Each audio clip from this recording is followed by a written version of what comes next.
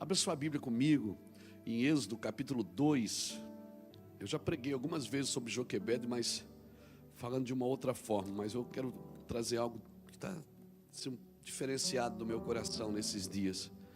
Quero conversar com você sobre isso. Êxodo capítulo de número 2. Você que está nos visitando, seja muito bem-vindo, amém? Glória a Deus. Queríamos te dar um abraço, mas não dá, mas recebe aí. Deus te guarde, te abençoe.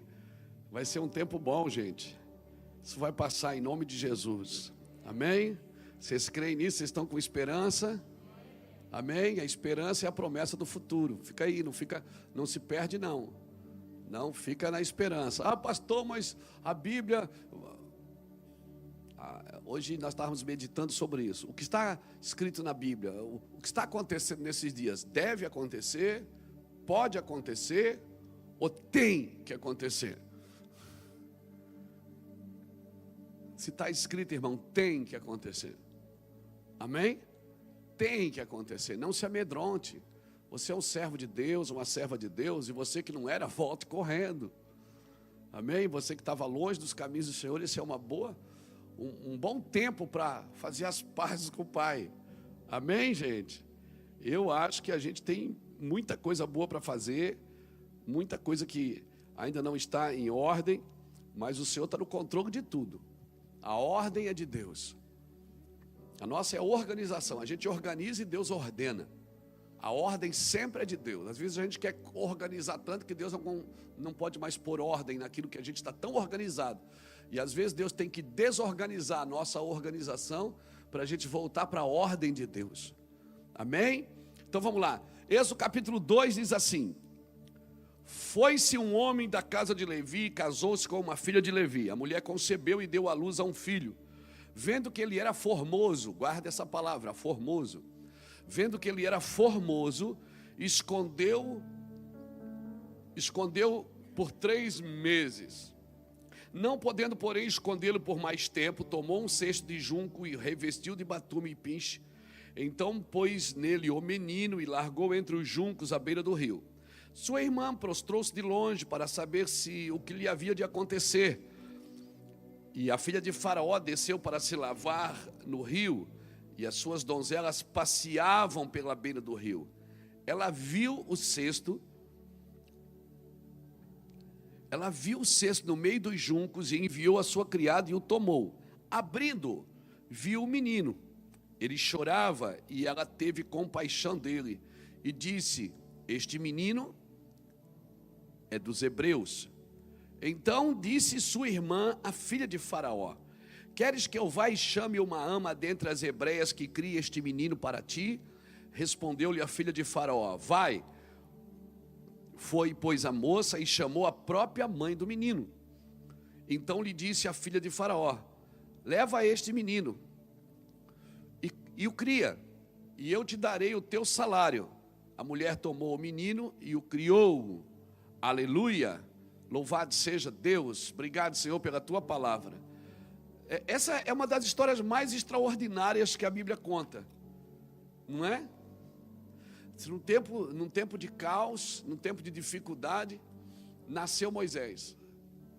E é uma história engraçada. Ao mesmo tempo que ela é triste, ela também se torna um pouco engraçada. Por quê? Porque ela eu acredito que ela tem muito a ver com o que está escrito no Salmo de número 2. Quando a Bíblia diz que Deus zomba dos seus inimigos, ele se ri dele. Por que eu estou falando isso? Porque Faraó, ele queria matar Moisés. Ele não sabia qual que era o menino. Então ele mandou matar todos os meninos. Porque o diabo nunca sabe o que Deus vai fazer. Ele não tem revelação. Quem tem revelação é você que tem o Espírito de Deus. O diabo não tem revelação. Por isso ele não pode andar na frente. Obrigado pelo seu amém com máscara. Aleluia. Então o diabo ele não pode andar na frente porque ele não tem revelação. Você tem revelação. Você tem o Espírito de Deus. Por isso que ele mandou matar todos os meninos, porque se ele soubesse qual era o menino, ele não mataria todos os meninos. Mas o diabo não tem revelação. E Deus, eu digo que é uma história também um pouco cômica, porque Deus pega um menino que Faraó quer matar e esconde na casa de Faraó. Como o Salmo 2 diz, Deus ri dos seus inimigos. Deus zomba deles, está no Salmo 2. Ah, você quer matar o meu menino, é? Você vai criar um menino para mim, para aprender quem manda. Então é assim que Deus faz. Novamente, quando Jesus nasce, Herodes manda matar todos os meninos. Por quê? Porque, de novo, Herodes não sabia qual que era o menino. E já que o diabo não muda a estratégia, Deus também não muda. De novo, ele mandou o pai do menino, José, vai para o Egito, esconde o menino no Egito. Já escondiam lá uma vez, deu certo. A história se repete em Jesus. Por quê? O que eu aprendo aqui? Eu aprendo muitas coisas, porque sempre que vai nascer uma geração de libertadores, Satanás quer atacar as nossas crianças para que não haja a próxima geração. Toda essa conversa de aborto, irmão, toda essa conversa de sensualizar as crianças, toda essa conversa de pedofilia, nada mais é do que sacrificar os nossos filhos. Então eu quero entender que se o diabo está de olho nos nossos filhos, de novo Deus está levantando uma geração de libertadores. Nós precisamos ler os sinais, não ler as circunstâncias. Porque se você ficar prestando atenção nas circunstâncias, você não presta atenção nos sinais proféticos que Deus está dando de novo. E a igreja, ela é profética, ela tem que olhar na perspectiva celestial, não na perspectiva terrena. Então você não pode se prender a uma pandemia, você não pode se prender a uma estrutura de pandemia nesse momento, achando que essa pandemia que dirige você, não. Você precisa parar tudo e começar a ter leituras proféticas. Amém? Então eu aconselho você a ler a Bíblia, porque as profecias não estão, nenhuma delas, fora da palavra. Agora, aprenda uma coisa: Deus não falou porque está escrito. Está escrito porque Deus falou. Amém? Então, nenhuma profecia que nós vamos viver nesses dias ou nos dias que estão por vir, nada está fora do contexto da palavra de Deus. Tudo está na Bíblia. Talvez muitas coisas ainda não foram reveladas para nós. Por quê? Porque não é o tempo oportuno. Deus, Ele revela coisas que nós precisamos viver. E o que Ele esconde? Ele está escondendo de nós, pastor? Não, Ele está escondendo para nós, para um tempo determinado. Porque tem coisas que, se Deus mostra agora, você já sai querendo fazer e você pode atropelar as fases. Amém? É muito perigoso você andar além da profecia. Por isso que nós temos que ser coerentes e sóbrios nesses dias, para não andar além da profecia que está escrito. Porque está escrito, e se está escrito foi porque Deus disse. E se Deus disse, vai acontecer. Isso não deveria ser motivo de medo, deveria ser motivo de alinhamento. Eu vou alinhar o meu coração, eu vou ajustar a minha vida de acordo com o plano celestial. Eu quero me adequar àquilo que Deus está fazendo, porque se a Bíblia diz em 1 Coríntios 3:9 que eu sou cooperador, cooperar com alguma coisa que já está acontecendo. Eu não crio, eu coopero, amém, irmãos? Quem cria é o Senhor. Eu sou cooperador daquilo que o meu Pai está fazendo. Aleluia! Então isso é muito sério para mim. Essas leituras são muito sérias, porque nós não nos perdemos na revelação. Nós nunca tivemos numa geração com tanta revelação. Deus está falando com as crianças. Filho do pastor Jackson, o Arthur de 10 anos, pegou o telefone do Jackson, com permissão do seu pai, e ligou para mim, para dar uma palavra que Deus estava dando. Uma criança de 10 anos, e ele falou coisas sobrenaturais das Escrituras. Ele disse: olha, pastor Luiz, Deus falou comigo numa tela branca, eu vi que está caindo a quarta parede, e usou linguagens escatológicas, que ele não está alfabetizado ainda escatologicamente, mas ele usou. Há 3 anos atrás, o filho do pastor Júnior, o Davi, que está lá no Nordeste, chamou o Júnior e disse: eu estou vendo que o Brasil vai viver uma guerra, pai. A bandeira do Brasil está suja de sangue no chão, mas se os pastores orarem, Deus vai mudar. E disse: pai, o Nordeste, que é o Nordeste, o Nordeste, depois do Nordeste, Europa, depois da Europa, Israel. E aí o filho volta. Você acha que o Júnior foi para o Nordeste plantar banana? Não, ele está andando na profecia que o seu filho entregou, e nós fizemos até uma reunião, não foi, pastor Fernando? Porque o que aquela criança falou tinha a ver com as escrituras que nós estávamos estudando, com o tempo que nós entendíamos. Então, todas as coisas são proféticas, irmãos. Amém? O que nós precisamos agora é saber que nós não somos detentores da profecia. A profecia está escrita e nós precisamos ser coerentes. Joquebede, ela precisou disso também. Porque o que estava sendo gerado na casa dela não era para ela, era para a nação inteira. E muitas vezes, como igreja local, como denominação, como empresa, a gente quer deter aquilo que Deus quer dar para o mundo. Amém? Joquebede, ela precisava saber que Moisés não nasceu para alegrar a casa dela, ele nasceu para salvar uma nação. Aleluia! E muitas vezes nós podemos estar detendo aquilo que deveria ser usado para o corpo de Cristo.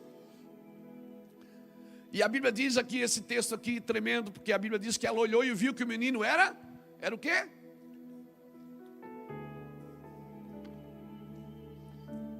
O menino era formoso. A minha Bíblia diz, e a sua também, que o coração alegre, ele formoseia o rosto. Então formosura não tem a ver com coisas estereóticas, tem a ver com coisas internas. Quando ela viu o menino que ele era formoso, ela não estava dizendo que ele era bonito, ela estava dizendo que dentro dele tinha um propósito. Amém? Porque é o coração alegre que formoseia o rosto, não é o rosto bonito que transforma o coração. É sempre de dentro para fora, não é assim? Sempre é de dentro para fora. O que Deus, a luz que está apagando aqui fora é para acender uma luz aqui dentro. Nós precisamos entender que sempre é de dentro para fora. A mãe de Moisés percebeu que ele era formoso. Formosura tem a ver com aquilo que está dentro.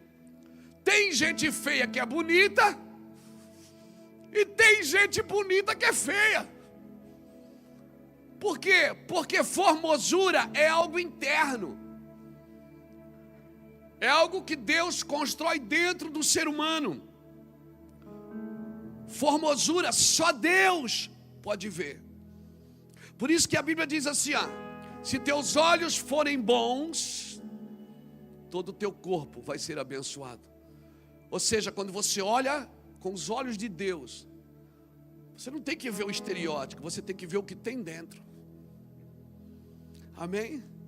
Você tem que ver o que tem dentro. Porque a formosura de um coração é só Deus quem pode ver. Formosura é a forma de Deus elogiar você, porque Ele vê o que está dentro, Ele não vê o que está fora. Formosura é o que Deus construiu no seu espírito. A mãe viu que tinha algo mais do que um bebê ali dentro, tinha uma formosura. A mãe viu, a filha de Faraó viu também. Aquele menino tinha um propósito. Não era só o que aparecia. Se você olhar, acho que é 1 Samuel, deixa eu dar uma olhada aqui. Não precisa ver não, eu vejo aqui para você. 1 Samuel, acho que é capítulo 16, versículo de número 12. Então, quando Saul mandou buscar Davi, então mandou buscá-lo e fez-o entrar. Ele era ruivo, de belos olhos e de boa aparência.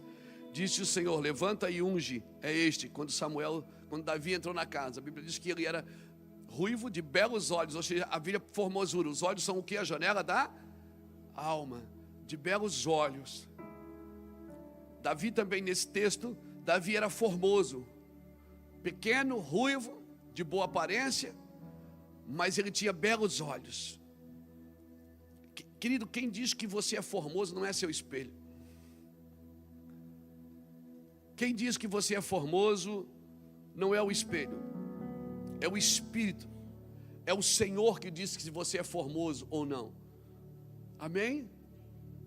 A obra de Deus, ela sempre foi de dentro para fora, sempre ela pegou você por dentro primeiro, para depois se expressar aqui fora. E é muito comum a gente julgar as pessoas pelo estereótipo, por fora, mas não é por dentro. Vamos usar outro exemplo de formosura. Abra lá em Gênesis capítulo 29.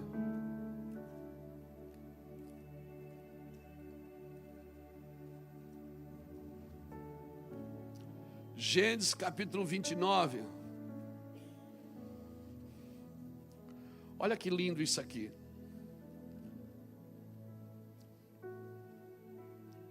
Gênesis 29, versículo 16.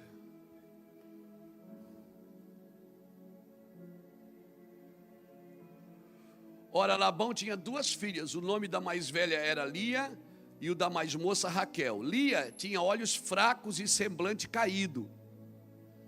Olhos fracos e semblante caído, ao passo que Raquel era formosa, de porte e de semblante.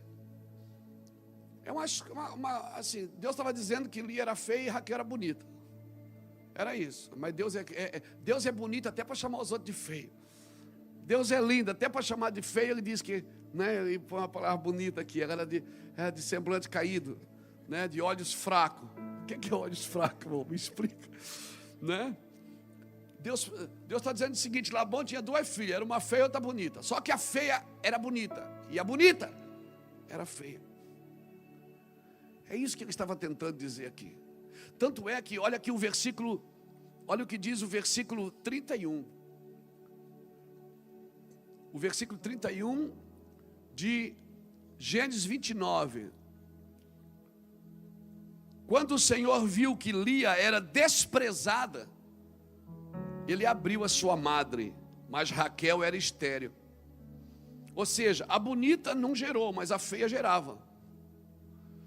Deus disse que quando a Lia era desprezada, Deus abriu a sua madre. Você já viu que não é que Deus tem negócio com os feios, não, gente, calma. Você já viu que Deus tem um negócio especial com pessoas desprezadas? Você já viu isso? Como Deus cuida do órfão, da viúva, do necessitado, você já viu isso? Deus tem um tratamento especial com pessoas que são desprezadas, até pelos seus. Amém, irmãos? Por quê? Porque Deus ampara o desprezado. Deus ampara as pessoas que não tem ninguém por si. Então a Bíblia diz que Lia era feia, mas Deus abriu a madre. Raquel era bonita, mas não gerava. Diga para quem está longe de você: você é feio, mas Deus vai usar você, meu filho. Fica tranquilo. Fica tranquilo. Deus vai te usar, seu feio. Deus tem um negócio com gente desprezada, irmãos. Com pessoas que suportam as dificuldades, que passam luta. Amém? Louvado seja Deus. Quem diz que você é feio e bonito não é seu espelho. Quem diz que você é feio ou bonito é a glória de Deus. Amém, irmãos? É a presença de Deus, porque Deus vê o que está no seu coração. Deus não vê o que está diante dos olhos. Ele disse para Samuel isso: não olha para a aparência, não se impressione com a aparência, não se impressione com sensualidade, não se impressione com beleza, com enfeite. Eu vou te mostrar o coração. Aí entra aquele menino com estilingue pendurado, ruivo, calça curta, de conga. Meu Deus, entra aquele menino. Deus vislumbra e diz: Samuel, é ele, Samuel. Samuel não pôde acreditar que era aquele menino ruivo, mas com os olhos fortes. O menino ruivo, forte de olhos, olhar firme. Por isso, querido, não são as pessoas que dizem quem você é. Por isso não são as pessoas que, eu vou repetir, não são as pessoas que definem a sua identidade. Amém? Se o seu Deus ainda não bateu os olhos em você, talvez é porque você ainda não bateu os olhos nele. Porque quando você enxerga Deus, você vai enxergar você. Eu fui um menino carente desde criança, criado sem pai, pai foi embora, criado com a mãe, com os avós, carente, briguinha, briga da escola, apanhava, não se metia em confusão, sempre carente. Aí partiu para a rebeldia, sempre tentando provar para alguém que sabia alguma coisa, que podia fazer algo. Fez da força, fez da violência a sua arma, até o dia de encontrar Jesus. Quando nós encontramos Jesus, querido, Jesus tem... Por isso que quando Pedro disse, tu és o Cristo, e ele disse, tu és Pedro. Porque quando você encontra Ele, Ele encontra você e faz você se encontrar a si mesmo. Aleluia! Glória a Jesus! A formosura de um homem, de uma mulher, não está nos seus traços, não está na sua face, está no seu coração. Por isso a formosura de um homem e de uma mulher, só Deus pode ver. Só Deus pode mostrar. Quando eu tenho um encontro com Deus, quando você tem um encontro com Deus, Deus mostra você para você mesmo. E sabe de uma coisa que você começa a fazer? Deus não vai dizer assim, você é bom. Quem diz que você é bom é o diabo. Deus vai dizer, fica aqui comigo, anda na minha presença e você será perfeito. Anda comigo e eu vou mostrar você. Fica perto de mim e você vai se conhecer a si mesmo. Então a formosura de um homem é Deus quem mostra. Gênesis 29:31 diz que Deus abriu o ventre daquela mulher que era desprezada, mas seu ventre era formoso. E Lia gerou os filhos mais ilustres da palavra. Ela gerou Rúben, o primogênito, gerou Levi, da tribo de Levi, gerou Judá, a descendência de Jesus. Da onde saiu, gerou Issacar, homem conhecido nos tempos, gerou Zebulon. Ela gerou os filhos mais ilustres. Porque você já viu que as mulheres estéreis da Bíblia geraram os filhos mais ilustres? Você já viu que as mulheres estéreis da Bíblia geraram os filhos mais ilustres? Porque elas não geravam a partir somente de um ato sexual, elas geravam a partir de uma palavra de Deus. Elas liberavam porque Deus estava falando com elas. Talvez você não gerou nada até agora, e com a mesma evidência que você não gerou até aqui, com essa pandemia ficou até pior agora. Mas o encontro seu com Deus vai fazer você gerar coisas que nem olhos viram, nem ouvidos ouviram, e nem está no seu coração aquilo que Deus preparou para aqueles que o amam. Aleluia! Eu vim aqui dizer para você nessa noite, para de olhar para fora e começa a olhar para a formosura que tem dentro de você. Aleluia! O mundo precisa ver o que você carrega, o mundo precisa ver o que você tem no seu espírito. O mundo está com fome de Deus. Alguém levante a mão e me dá um glória a Deus para Jesus. Dá glória a Deus para Jesus. Sim. No tempo do caos, no tempo das necessidades, no tempo das aflições, é que nasceram os melhores e os maiores homens e mulheres da Bíblia. No tempo do caos, eles se sobressaíam porque eles não olhavam para o caos. Eles não olhavam para as aflições, eles não olhavam para a necessidade. A promessa já existia, irmão, você tem que entender isso. E a promessa nunca tem a ver só com você, por favor. Aí eu tenho uma promessa. Às vezes até a gente canta, quem tem promessa de Deus não morre, morre sim, irmão. Mas a promessa não termina nunca. Amém? Gênesis capítulo 15, quando Deus estava falando com Moisés não, com Abraão, em Gênesis 15 está escrito assim, ó, Gênesis 15, o versículo 13 diz assim: então disse o Senhor a Abraão, sabe com certeza que peregrina será a tua descendência na terra alheia, e será reduzida à escravidão, e será afligida por 400 anos. Olha o versículo 14. Mas eu julgarei a nação a qual ela tem de servir, e depois sairá com muitos bens. Está falando da saída do Egito, irmão.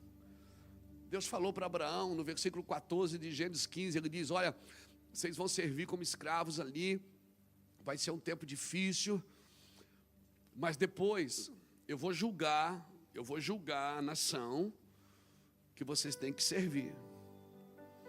E depois vocês vão sair dali com bens, com muitos bens. Deus estava mostrando em Êxodo 12 o que ia acontecer na Páscoa, em Êxodo 12. Irmãos, tem muita gente se servindo dessa pandemia. Tem muitos governos corruptos, municipais, estaduais, federais. Tem muita gente nos governos se aproveitando dessa pandemia. Virou, como disse o pastor Fernando aqui, guerra política, guerra suja, de gente ambiciosa, gananciosa. Mas Deus vai tratar com esse povo, irmão. E não é nós que nós não vamos se meter nisso não, nós vamos continuar aqui adorando, tuque-tuque. Amém? Porque a promessa, né, a nação que oprime, Deus trata com os opressores. A promessa para você é que você vai sair desse lugar com muitos bens espirituais e talvez até materiais. Então se prenda naquilo que Deus tem para você. Amém? Deixa os mortos enterrar seus mortos. Vai cuidar das coisas de Deus, vai cuidar da sua família, da sua adoração, do seu coração, da formosura, da beleza interior que Deus plantou em você. Nosso negócio é profetizar, irmãos. É declarar. Gênesis 15, versículo 14, o Senhor falou com Abraão: olha, essa nação ela vai ser escrava em terra alheia por 400 anos, mas depois eu vou lá julgar a nação, viu? Essa nação que fez mal para vocês, deixa ela comigo. Vocês não têm que se defender não, fica tranquilo. Então fica tranquilo, meu irmão. Amém? Fica tranquilo. Jesus amarrado diante de Pilatos, sangrando, com uma coroa de espinho na cabeça, machucado, agredido. Pilatos olhou para ele e disse: eu tenho poder para te soltar, me diz quem tu és. Ele disse: poder nenhum tu tens, eu estou aqui porque meu pai quer que eu esteja aqui. Entende, irmãos? Então, Moisés ele já foi profetizado em Gênesis capítulo 15, versículo 14. Já na promessa que Deus fez a Abraão: eu vou levantar um que vai libertar esse povo. Eu quero dizer para você que você é muito mais antigo do que essa idade que você tem. Amém, irmão? Você é mais antigo do que a sua vida humana. Lembra o que Deus falou para Jeremias no capítulo 1? Lembra? O que ele disse para Jeremias? Antes de você nascer, eu te constituí. As nações te dei por profetas. Sabe o que eu aprendo aqui? Que o seu propósito nasceu antes de você. Deus não te deu um propósito porque você nasceu porque você tinha um propósito. Amém, aleluia, glória a Deus. Enquanto o propósito não terminar, ninguém pode tirar você desse lugar. Ninguém pode tirar você daí, mas você pode perder o lugar por não estar ouvindo a voz de Deus e andando segundo o seu propósito. Sim. Por isso Joquebede não pôde mais segurar o menino, porque o que nasceu na sua casa não é para a sua casa. Os filhos são herança, é dele, não é seu. Quando você pegar o bebê no colo, está dando comidinha para ele ali, já vai declarando: você é do Senhor. Um dia Deus vai te levantar. Um dia, eita, vai declarando. Você é profético, não é patético. Seu filho fica com febre, você diz: não, meu filho não pode morrer porque ele tem um propósito. Deus chamou ele. Eu sou um ventre profético. Eu tenho formosura dentro do meu ventre, foi eu que gerei. Você está me entendendo? Você é profético. Eu falo com a pandemia todo dia, eu disse: pandemia, você é invisível, está matando muita gente, mas o Deus invisível vai parar você. Eu falo com ela todo dia, não falo de joelhinho, não. Ô, dona pandemia, por favor, dona pandemia, obedece a palavra. Não, com o diabo você não fala de joelho. Com o diabo você fala armado, com a espada da lei, o escudo da fé, o capacete da salvação, com a preparação do evangelho da paz. Eu falo com essa pandemia todo dia, porque ela tem vida. Tudo que tira a vida tem vida. Ela tem vida, ela ouve. Ah, pastor, o senhor está viajando. É claro que eu estou viajando. O senhor está muito espiritual, mas as coisas espirituais são para os espirituais. Nós não estamos numa outra guerra, a não ser uma guerra espiritual. Será que o que está acontecendo deve acontecer? Será o que está acontecendo pode acontecer? Ou será o que está acontecendo tem que acontecer? Ele tem que acontecer.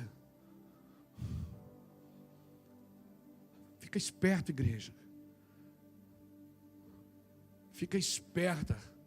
Que o silêncio seja a sua arma de defesa nesses dias. Não pragueje com a sua boca. Não abra sua boca para praguejar contra os dias maus. A Bíblia diz que qual é o seu comportamento nos dias maus. Lembra-te do teu Criador antes que venham os dias maus. O seu comportamento com os dias maus é tratar dos dias, porque você não vive para aqueles dias, você vive eternamente. Quando a Bíblia chama os dias de João Batista, os dias de Noé, os dias de Abraão, é porque eles deram sentido para aqueles dias. Foram homens que quando profetizavam, eles traziam sentido para aqueles dias. Amém, irmãos? Nós precisamos dar sentido para os nossos dias no meio do caos. E não tentar segurar aquilo que é propósito geracional. Aquilo que é propósito geracional. Deus falou para Jeremias no capítulo 1, o Senhor disse, antes que você nascesse eu te constituí. Ou seja, o projeto é antes de você. Você nasceu porque tinha um projeto. O momento mais inapropriado. Aí você diz, meu Deus, nascer um filho agora que luta. No meio dessa pandemia nasceu uma criança. Ei, escuta. É nos dias mais inapropriados que nascem os reis, que nascem os libertadores, que nascem os homens e mulheres que vão fazer diferença nas suas gerações, que vão dar nome para os seus dias. Ah, sim, eu quero que meus netos contem história, por isso que estou deixando tudo escrito para eles.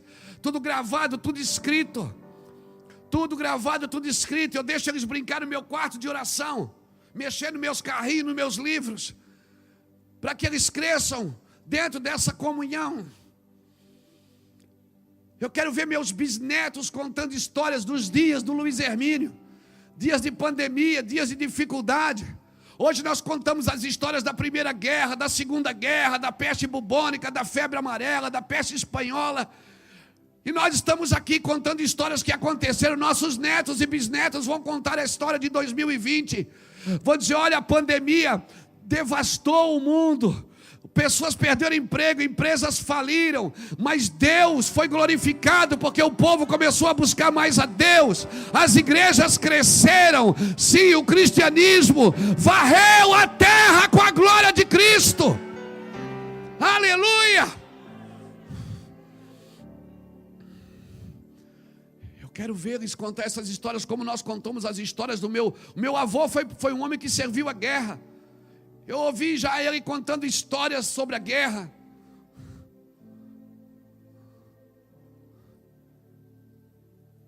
Isso um dia vai virar história, amigo. E você pode fazer dela uma boa história ou uma má história. Então não tente segurar na sua casa, não tente. Na época que Faraó faz um decreto de matar os meninos, no pior momento de um homem decretando a morte, Deus vem com vida. Deus diz, eu vou trazer um menino agora que vai gerar vida. E Joquebede não precisa esconder, porque aquilo que Deus quer usar, você não precisa esconder não. Quem sabe esses dias de pandemia são dias para trazer para fora aquilo que está escondido no coração, está escondido em casa, está preso nos nossos dias.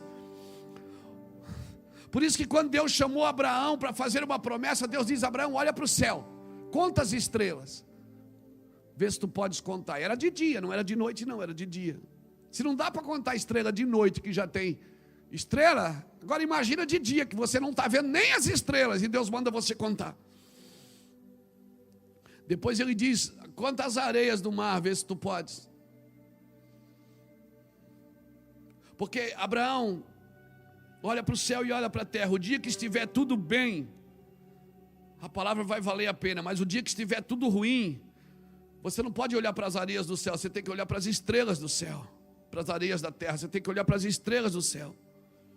Porque o dia que estiver tudo ruim, a minha palavra vai fazer diferença para você. Deus é profético em todo tempo.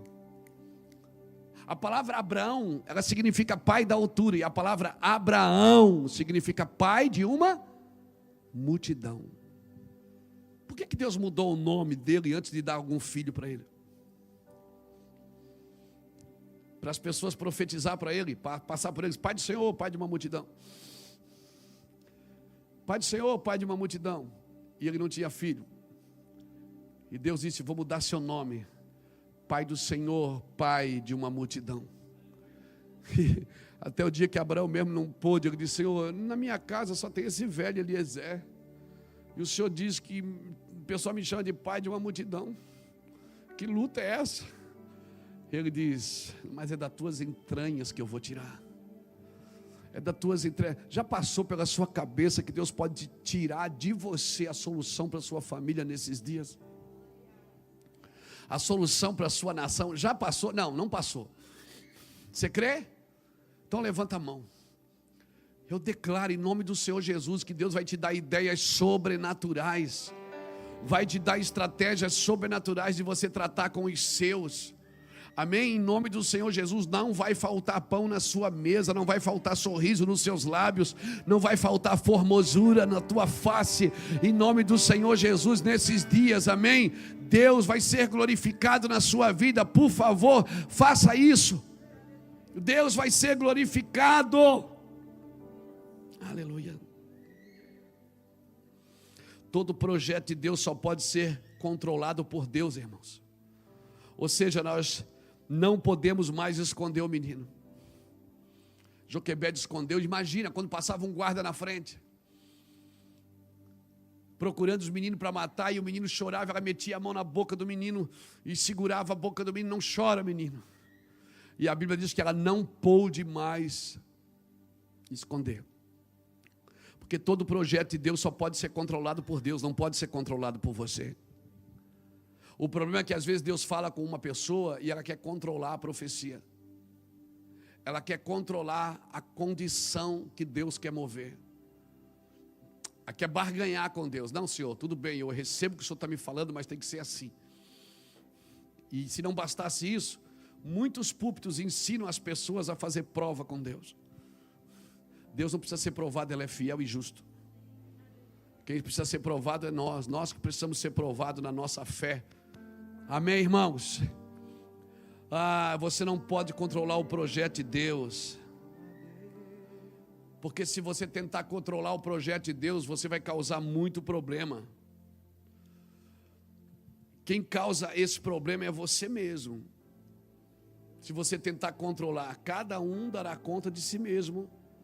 Se você que está tentando controlar, nada que você faz tem justificativa, se é você tentando controlar o projeto de Deus. Mas fizeram assim comigo. Não. Irmão, no céu não existe lei de compensação. Amém? No céu não existe lei de compensação. É melhor você entregar tudo para aquele que julga corretamente a sua vida e a vida de todos.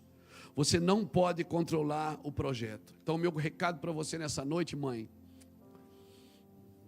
vamos aproveitar os pais que estão aqui também. Faz um cesto e põe tudo ali dentro. Tudo que você está tentando segurar,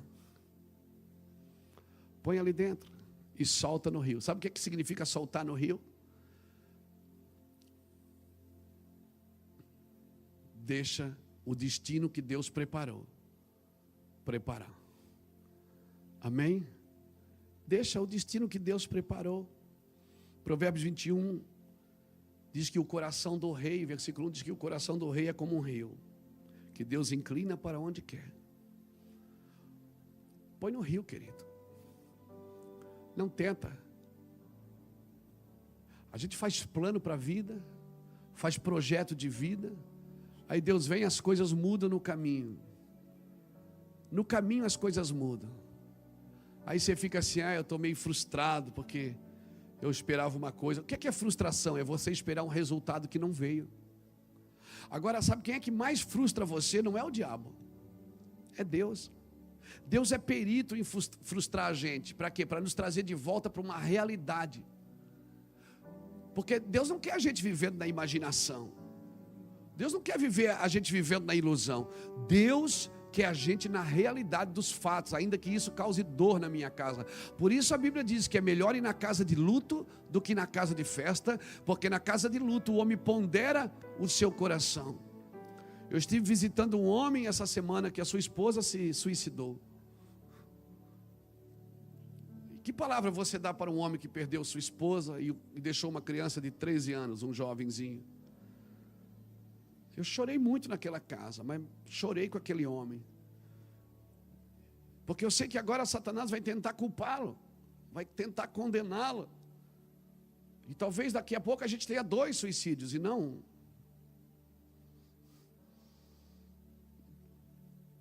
Irmão, nós estamos aqui como igreja para dar esperança. Chega de diagnóstico, diagnóstico a gente já tem. Pessoas ligam lá para minha casa e perguntam: pastor, o que é que o senhor acha disso? Eu digo: eu acho. Não, pastor, está errado. É porque é isso. Eu disse: não, irmão, o diagnóstico a gente já tem. A gente precisa de solução. Amém?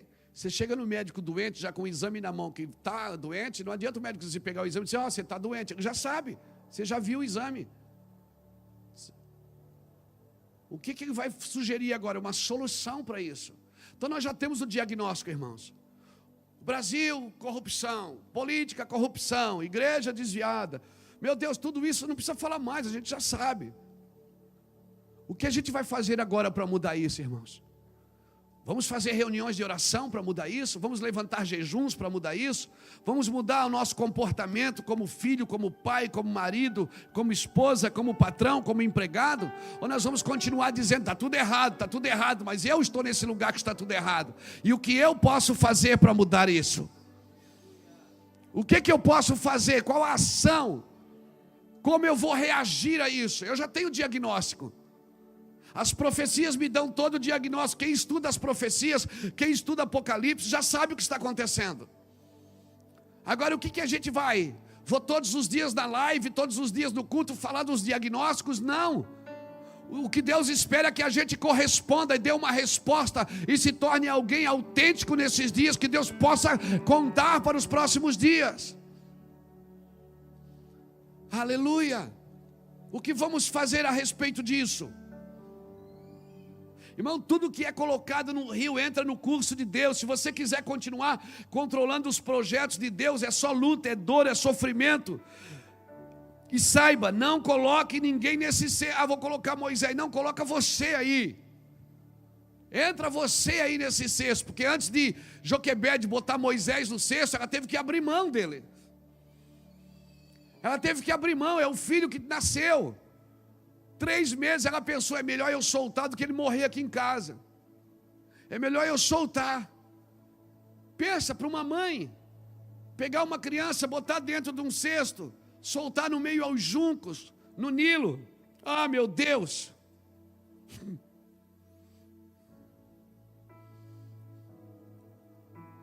Pastor, qual é a oração que eu devo fazer hoje?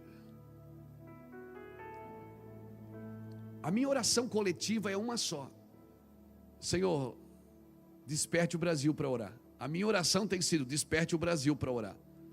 E a minha oração pessoal tem sido: Senhor, me vença. Por favor, me vença. Me vença, Senhor. Eu não quero mais lutar. Eu quero que o Senhor me vença. Eu quero me render ao propósito. Eu não vou mais ficar medindo força com ninguém. Eu quero me submeter ao propósito. O Senhor já deu o diagnóstico, já falou o que vai acontecer, já falou como devemos caminhar nisso.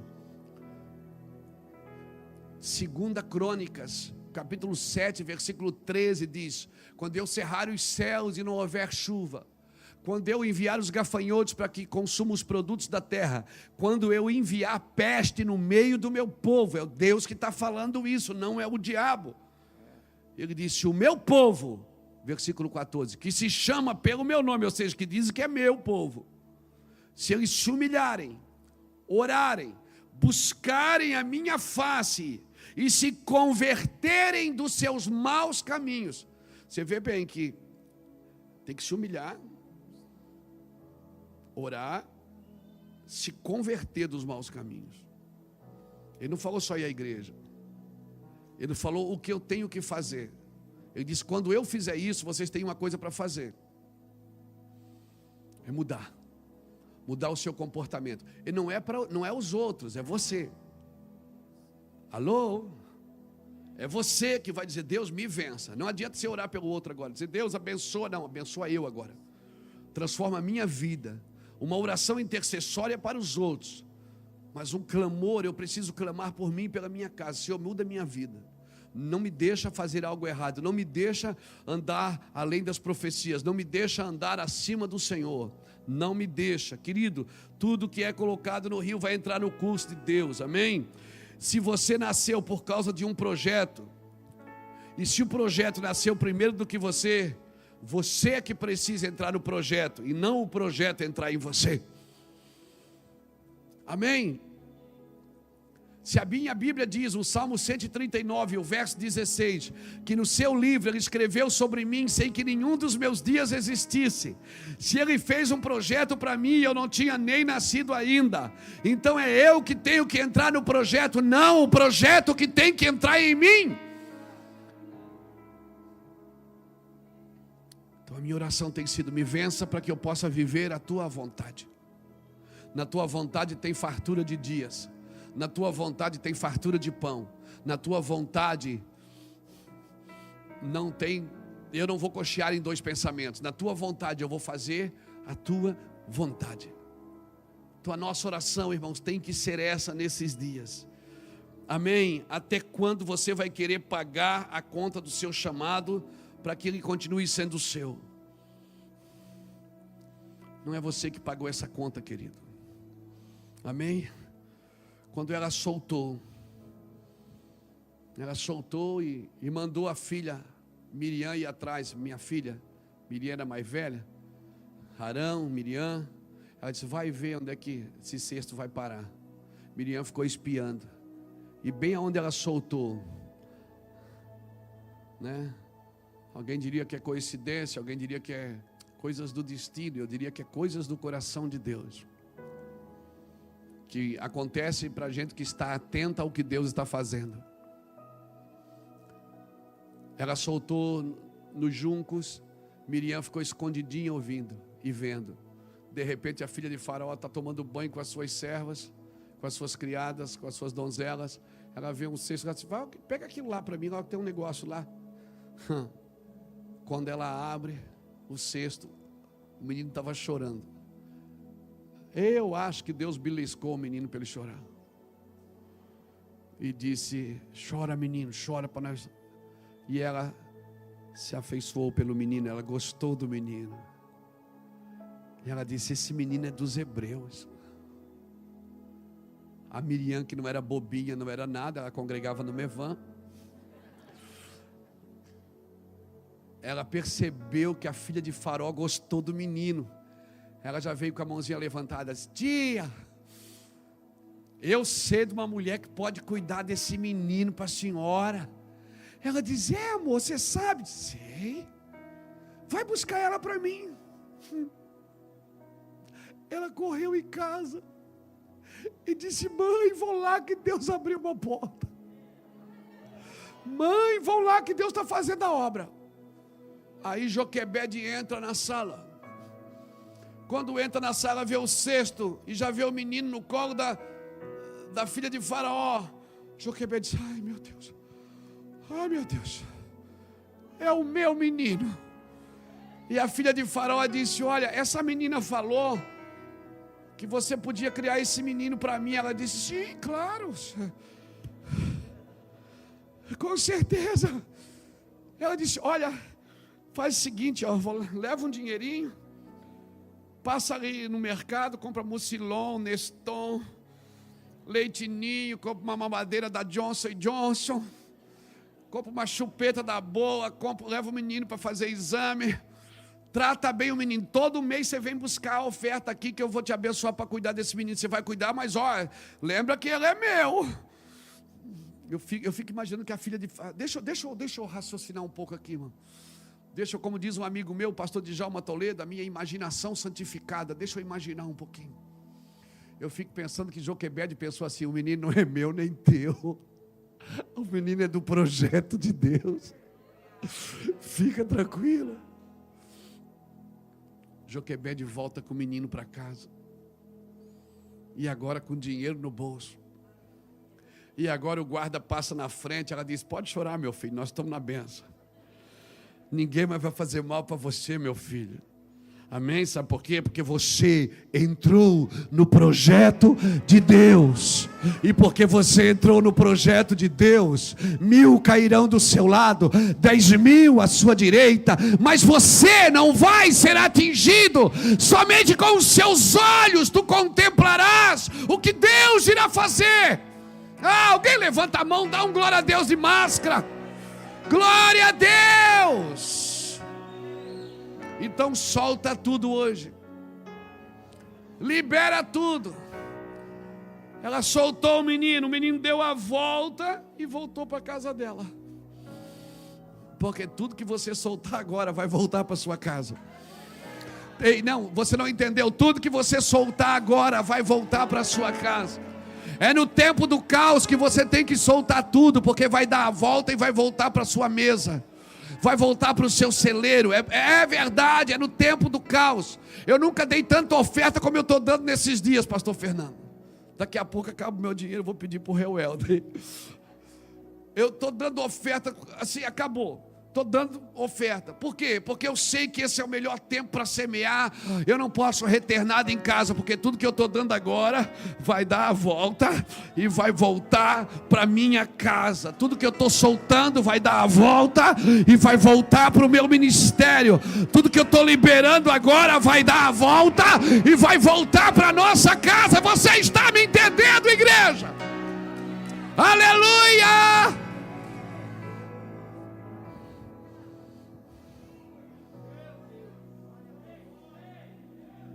Um dia entrou um cara lá na minha casa chamado Charles Clay Schmidt, está lá cuidando das camisas, para namorar minha filha. Levou ela de casa, casou. Agora quando eles vão em casa, eles não vão só os dois, vêm 4. Tem 2 meninas.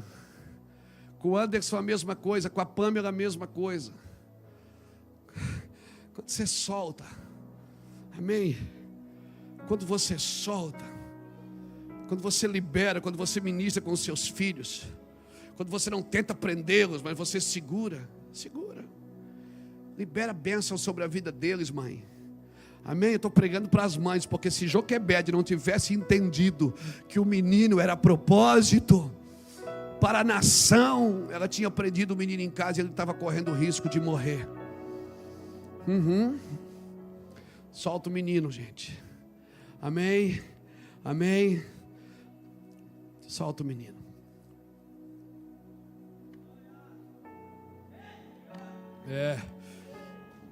Eu sinto graça de Deus aqui. Eu sinto graça. Eu sinto que nós estamos vivendo um tempo muito precioso. É o tempo que Deus está medindo os nossos corações e as nossas intenções. Aleluia. É um tempo que Deus está trazendo luz. É um tempo de você acender uma luz dentro do seu espírito e procurar saber o que está precisando ser liberado. Eu não estou falando de oferta não, gente. Não estou falando de dinheiro não. Estou falando de coisas que nós prendemos e não soltamos ainda. Não colocamos no rio ainda. Como é que rios de água viva vai fluir do seu interior se você não soltou ainda? Nós precisamos soltar o que Deus tem para nós. Amém, irmãos? Por isso, não me entenda mal, mas às vezes eu até entro em condenação por estar alegre. Eu disse, puxa, eu não devia estar alegre num momento desse, né? Está todo mundo triste, eu devia estar triste também, mas eu não consigo. Diante de Deus, eu não estou conseguindo me entristecer. Eu choro com os que estão chorando, padeço com os que estão padecendo, né? Semana retrasada eu fiz uma live com uma pastora da Itália, lá de Milão, onde foi o foco na Itália que mais matou pessoas. Estamos chorando com os irmãos que choram, que perderam seus familiares. Mas, irmão, eu não quero que você me condene por isso, mas eu estou feliz. Eu estou feliz de saber que nós estamos vivendo num cenário aparentemente assustador, mas um cenário muito propício. É como se, sabe como eu estou me sentindo? Eu estou me sentindo como Ezequiel no vale de ossos secos. Você olha para o lado, só tem osso. Está tudo sequíssimo. É sequíssimo, não está seco não, é sequíssimo. E Deus dizendo assim: eu quero te usar, eu quero que você pense comigo. Poderão viver esses ossos? O que é que você acha? Quando você entra no projeto de Deus, você começa a pensar como Deus pensa. Você começa a acreditar em tudo que Deus acredita. E por isso você começa a acreditar até na sua vida. Porque ninguém confia tanto em você como Deus. Nem você mesmo. E você só vai ter uma percepção correta da sua vida, uma perspectiva correta, se você olhar para você com os olhos de Deus. Não como o diabo quer que você veja você. Porque como olhar para você como o diabo quer que você se veja, você pode ficar soberbo, arrogante e altivo. Mas olhar para você com os olhos de Cristo, você vai continuar humilde e manso. Mas não vai perder a autoridade. Jesus falava manso e as pessoas diziam: olha como ele tem autoridade. Porque Jesus sabia quem ele era. João capítulo 8, Jesus conversando, ele diz: eu sei de onde vim e sei para onde vou, por isso o meu testemunho é verdadeiro. Ele estava dizendo: eu não tenho problema de personalidade, eu não sou bipolar. Eu sei de onde vim, eu sei para onde vou. Eu sei o que eu tive que deixar para estar aqui ajudando vocês. E eu estou disposto a morrer por vocês.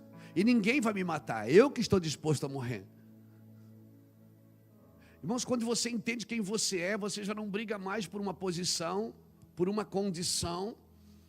Simplesmente você não se acomoda, mas você simplesmente entendeu que entrou no projeto de Deus.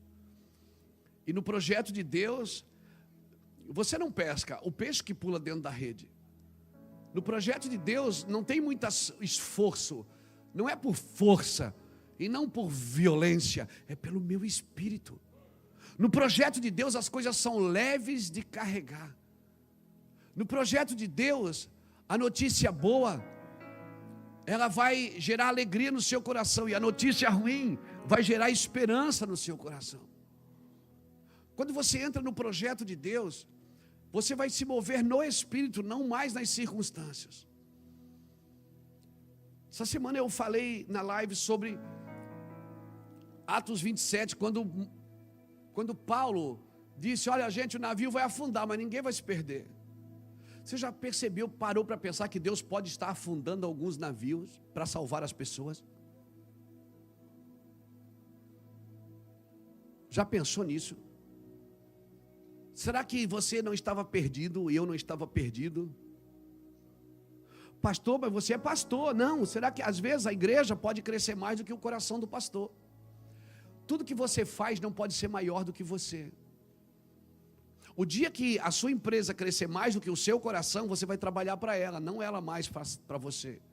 O dia que o seu ministério crescer mais do que você vai trabalhar para ele, e não ele mais para você.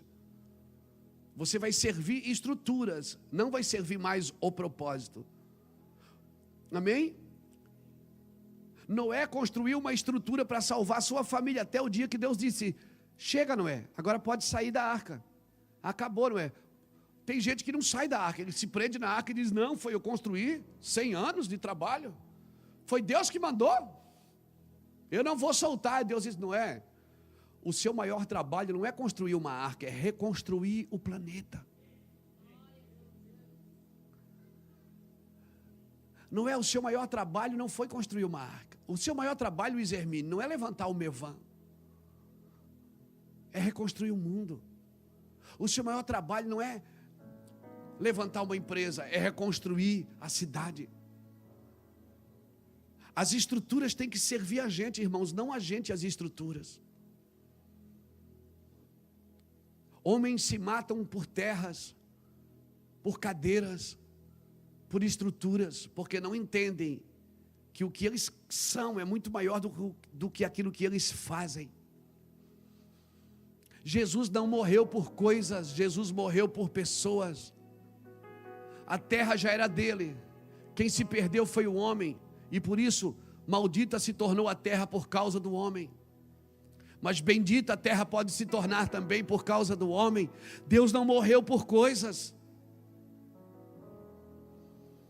Jesus não morreu por coisas, Ele morreu por gente.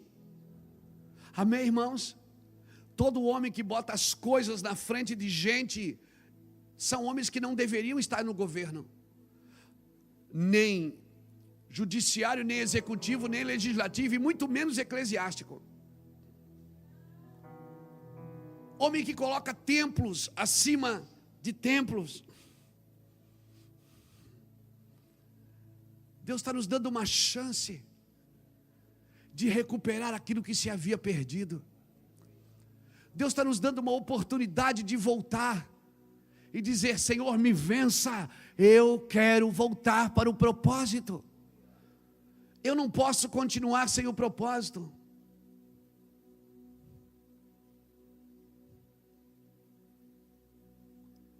Paulo perseguia os cristãos e matava os cristãos até que Jesus parou ele a caminho de Damasco e disse: você está equivocado. Você pensa que está fazendo a minha obra, mas você não está. Eu sou Jesus a quem você está perseguindo. Mas eu estou fazendo a tua obra, eu estou limpando a terra da religião. Eu não chamei você para destruir o homem, eu chamei você para servir o ser humano. Mas ele não congrega na minha igreja, ele não é evangélico. Querido, nós precisamos entender o coração de Deus. Deus não aceitou Jesus e veio congregar na igreja evangélica. Ele é o Deus de toda a terra. E nós cristãos deveríamos estar apontando para toda a terra. Toda a terra. Eu tenho o prazer de ser um cristão evangélico, mas eu não estou ganhando pessoas para sentar nessas cadeiras. As pessoas com quem eu estou ministrando, talvez elas nunca vão vir nesse templo. Eu não ganho pessoas para aumentar o meu rol de membros e o número de dizimistas. Eu ganho pessoas para povoar os céus, para dar uma resposta para a eternidade. Nós precisamos acordar, querido. É muito bom ter a igreja cheia, mas não de gente vazia. Eu quero ter uma igreja cheia de gente que sabe quem são, que estão lutando por algo, por um ideal eterno, que não estão na fila da bênção fazendo campanhas para enriquecer, mas estão prosperando porque são justas e honestas, porque pagam as suas contas, amam os seus cônjuges e cuidam dos seus filhos.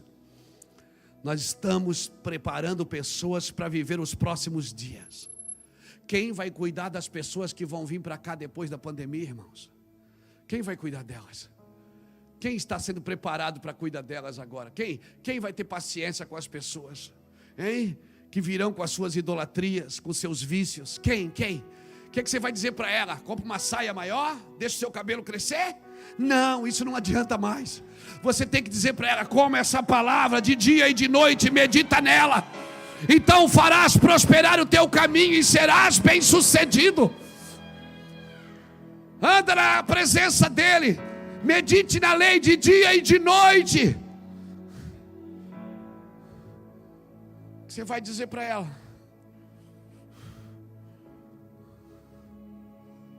Deus está nos preparando, cristão, por um grande despojo de guerra que está vindo aí. Se preparem, pastores, se preparem. Eu estava em casa hoje à tarde, sentado no sofá, pensando: Deus, não tem nada para fazer, eu não sei mais, não tem mais palavra para orar. No meu vocabulário português eu vou ficar só orando em língua, porque acabou o vocabulário.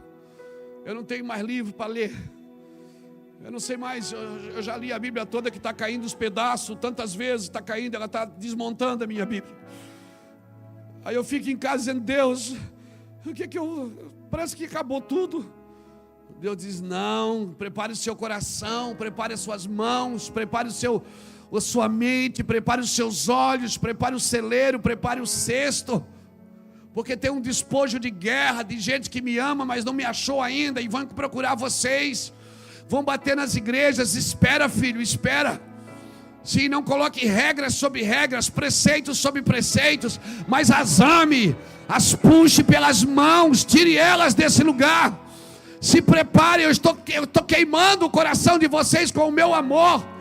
E tudo que você está segurando agora vai morrer com você, mas tudo que você soltar agora vai dar a volta e vai voltar para sua casa. Aleluia! Glória a Jesus. Alguém levante a mão e dá um glória a Deus. Glória a Deus. Aleluia. Glória a Deus. Alguém me ligou essa semana e perguntou: pastor, posso fazer uma pergunta pessoal? Eu digo: pode. O senhor é tradicional, pentecostal, carismático, neopentecostal? O que é que o senhor é? Eu digo: eu sou chapado por Jesus. Ele disse: não, mas eu queria que o senhor se definisse. Eu digo: quem me define é o Senhor. Eu não posso me definir. Eu não posso me definir. Por que nós temos prateleiras para colocar as pessoas? Por que nós temos prateleiras? Temos uniforme. Cada um usa o uniforme do seu time. Por que nós não podemos usar todos vestes de salvação? Por que não podemos cantar todos um louvor que é digno de honra? Um hino de louvor ao nosso Deus. Por que não podemos sentar todas no mesmo prédio? Por que não podemos sentar todas na mesma cadeira? Por quê? Por quê? Por quê? Por quê? Não, porque agora não dá, a gente tem que usar máscara e ficar 1,5 metro. Nós já estávamos distantes. Nós já estávamos distantes, não mudou nada. Ah, mas antes a gente podia abraçar. Quantos abraços eram hipócritas? Quantos beijos eram hipócritas?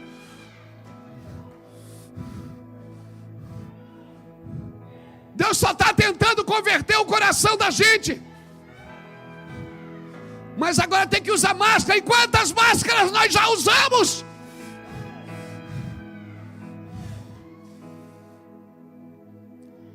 Quem sabe Deus não está dizendo: solte tudo hoje. Libera tudo. Solte tudo. Então a tua luz brilhará apressadamente. Se tirares do meio de ti o estender de dedo e o falar iniquamente. Quem sabe você já não estava perdido e a máscara só contribuiu para esconder você.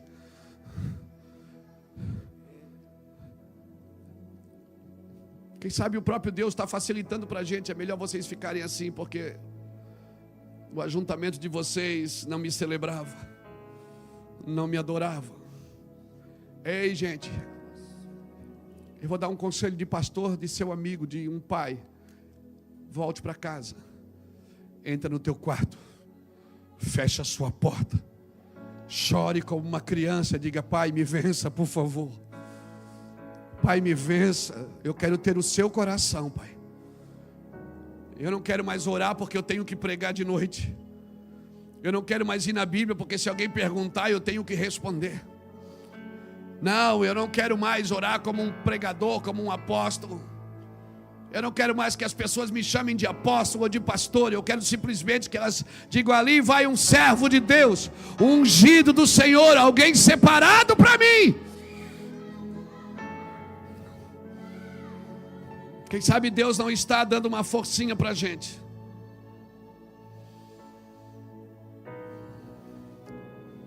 Quem sabe Ele está dizendo: eu só estou dando um sinal externo do que você já viveu internamente. Eu estou procurando gente formosa, formosa de coração, sim, que só de olhar para elas dá vontade de querer o que elas têm. Que quando você olha nos seus olhos, você vê a sua alma. Os olhos são as janelas da alma. Ah, irmãos, louvado seja Deus. Eu estou 2 meses em casa, todos nós estamos, né? Jogando futebolzinho final de semana com meus filhos, com meu genro, com os irmãos da igreja. Irmãos que congregavam aqui há 10 anos e eu não sabia o nome. Fiz 2 gols ontem, mas eles não deixaram não, eu que fiz. Foi. Por que eu estou falando isso? Coisas simples da vida. Coisas simples da vida.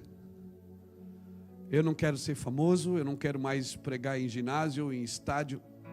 Eu já fiz tudo que um pregador poderia fazer, eu acho que eu já fiz. Já sentei com gente importante, já sentei com reis, com príncipes, já tive em grandes concentrações, já preguei para milhares de pessoas, já tive em concentrações com mais de 100 mil pessoas. Uau, o meu histórico está lindo, já tem o que dizer sobre mim. Mas aqui dentro tem uma fome desesperada pelo Senhor. Uma fome que não pode se limitar num culto de domingo à noite.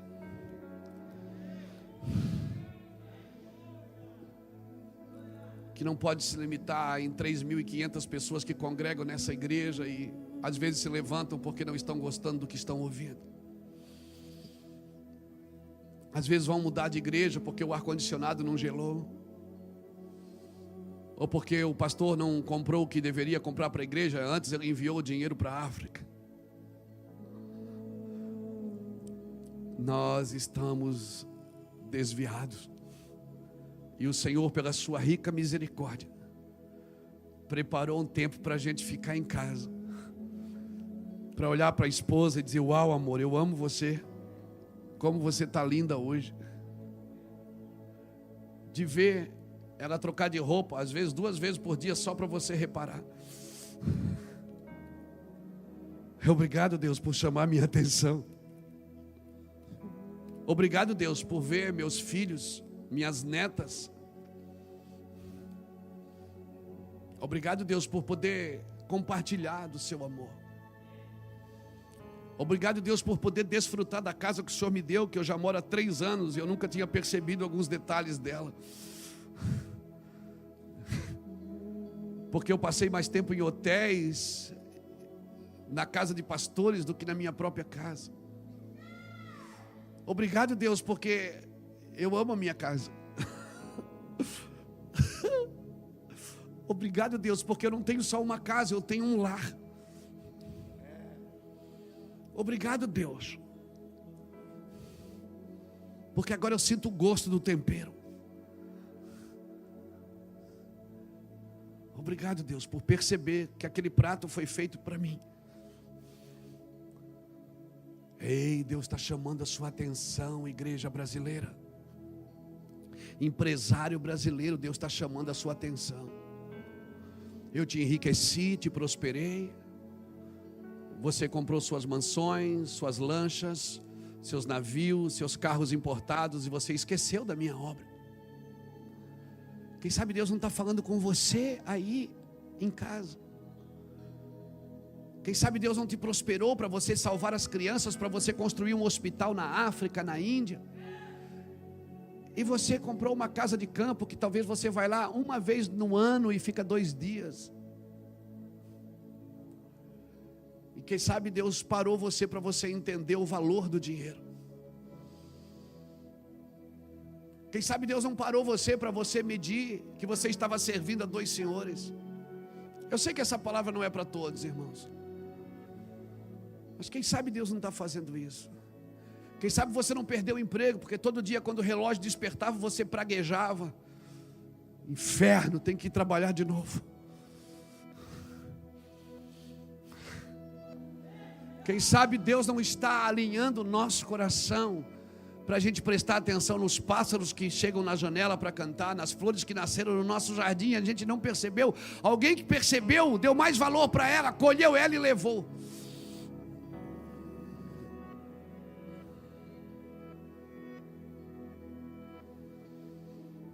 Uma coisa eu sei: nós vamos ficar melhores.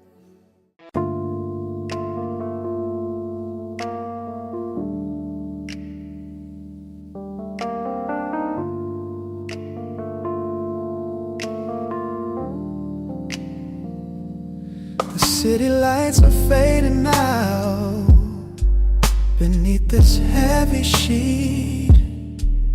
just the soft hypnotic rhythm of the rain against the street. We're standing under glass and steel, where the universe unfolds, while the outside world is muted, like a story left untold. The telescope is pointed up, but my focus is right here, on the silence and the closeness, drawing everything so near. No need for grand predictions, no seeking ancient signs. The cosmic truth I'm looking for is written in your line. Let the rain fall on the observatory, wash the noise away. Just the two of us suspended at the close of the day. This is a low gravity moment where time seems to stand still, and every glance is warmer than 1,000 stars could fill. We don't need to name the constellations or chart the Milky Way. The only map that matters is the one you draw today.